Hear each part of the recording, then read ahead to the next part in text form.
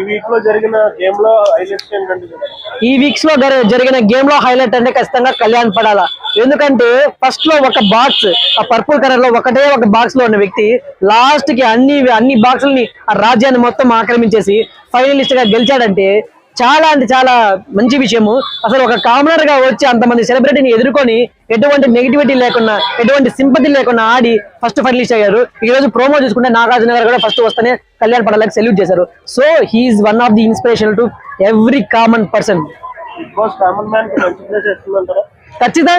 ఖచ్చితంగా common person మంచి place వస్తుంది. ఇకపై రాబోయే వ్యక్తులు కూడా అదే కామన్ పర్సన్ గా నేను వస్తే నేను కూడా ఇలాగా ఆడొచ్చేమో, నాకు కూడా మంచి ఇది ఉంటుందేమో అనేసి ఖచ్చితంగా చెప్తున్నాను కదా. కళ్యాణ్ పడాల గారు ఒక ఇన్స్పిరేషన్ అయితే సెట్ చేశారు.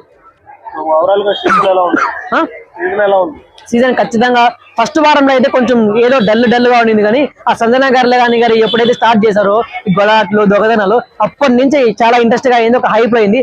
దాని వల్లే కావచ్చేమో సంజన గారు టాప్ 6 వరకు కూడా వచ్చేసారు. Thank you so much.